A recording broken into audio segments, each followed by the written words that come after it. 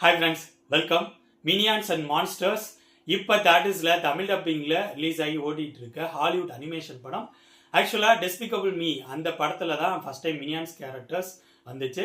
அதுக்கப்புறம் அந்த ஃப்ரான்சைஸில் வந்த படங்களையும் சரி, மினியான்ஸுக்குன்னு தனியாக 2 படங்கள் ரிலீஸ் ஆகிருக்கு. அதுலேயும் சரி, மினியான்ஸ் கேரக்டர் பண்ணுற விஷயங்கள் எனக்கு ரொம்ப பிடிக்கும். அதனால தான் இந்த படத்தை நான் பார்த்தேன். பட் கொஞ்சம் டிலேயாக தான் பார்க்க முடிஞ்சிச்சு. இந்த படத்தோட ஸ்டோரி என்ன, இந்த படம் எப்படி இருந்துச்சு அப்படிங்கிறத ரொம்ப ஷார்ட்டாக சொல்லிடுறேன். அதுக்கு முன்னாடி என்னோட வீடியோஸ் பாருங்க, பிடிச்சிருந்தா லைக் பண்ணுங்க, கமெண்ட் பண்ணுங்க, ஷேர் பண்ணுங்க, அப்படியே என்னோட சேனலை சப்ஸ்கிரைப் பண்ணுங்க.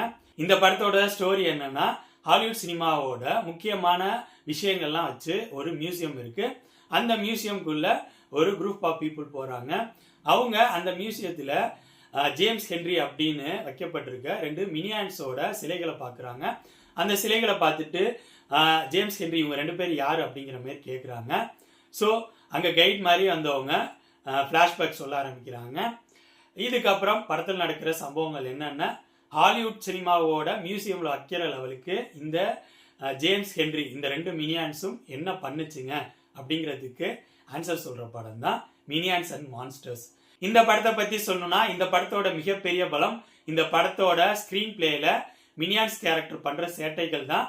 மினியான்ஸ் அதை பேஸ் பண்ணி வந்த படங்கள் எல்லாத்துலேயுமே இந்த காமெடி சேட்டைகள் இருக்க தான் செய்யும். இந்த படத்தில் அதேமாரி பக்காவாக எல்லாத்தையும் வச்சுருந்தாங்க. படம் பார்க்குறப்ப படத்தோட ஸ்டார்டிங்லேருந்து எண்டு வரைக்கும் ஃப்ரீக்வெண்ட்டாக நம்மளை சிக்க வச்சுக்கிட்டே இருந்தாங்க. மினியான்ஸ் அந்த லெவல் நிறைய சேட்டைகள் பண்ணியிருக்கு. படமாக ஃப்ளோவில் பார்க்குறப்ப செமையாகவே இருந்துச்சு. ஜேம்ஸ் ஹென்றி இந்த 2 மினியான்ஸ் கேரக்டரை கிரியேட் பண்ணியிருந்தது நல்லா இருந்துச்சு. அந்த மினியான்ஸ் பண்ணுற சேட்டைகள் தான் இந்த படத்தோட முக்கியமான எலமெண்ட். அது நல்லாவே இருந்துச்சு. இந்த விஷயங்கள் இந்த படத்தோட ஸ்க்ரீன் பிளேக்கு ரொம்பவே சப்போர்ட்டாக இருந்துச்சு. படம் 1.5 மணி நேரம் தான், படம் போனதே தெரியல. அந்த லெவல் அடுத்தடுத்து சுவாரஸ்யமாக நம்மளை ஒரு சின்ன புன்னகையோடைய படத்தை கொண்டு போயிருந்தாங்க. நெக்ஸ்ட் இந்த படத்தோட டெக்னிக்கல் விஷயங்கள், அனிமேஷன் சூப்பராகவே பண்ணியிருந்தாங்க. பார்க்குறதுக்கு கலர்ஃபுல்லாக செமையாகவே இருந்துச்சு. பேக்ரவுண்ட் மியூசிக் படத்தோட ஃப்ளோக்கு ரொம்பவே சப்போர்ட்டாக இருந்துச்சு.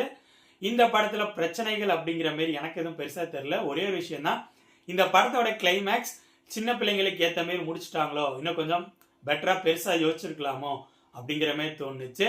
ஓவராலாக சொல்லணும்னா, என்னை பொறுத்த வரைக்கும் இந்த மினியான்ஸ் அண்ட் மான்ஸ்டர்ஸ் ஒரு ஜாலியான ஃபன்னான காமெடியான மினியான்ஸோட வழக்கமான சேட்டைகளோட ரிலீஸ் ஆகிருக்க படம்.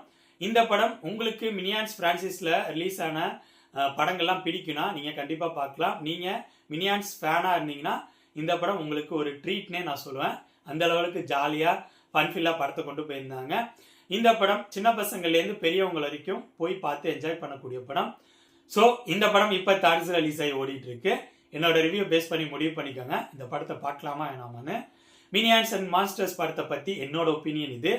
அடுத்த வீடியோவில் இன்னொரு படத்தோட ரிவ்யூவோடு சந்திப்போம். பாய்.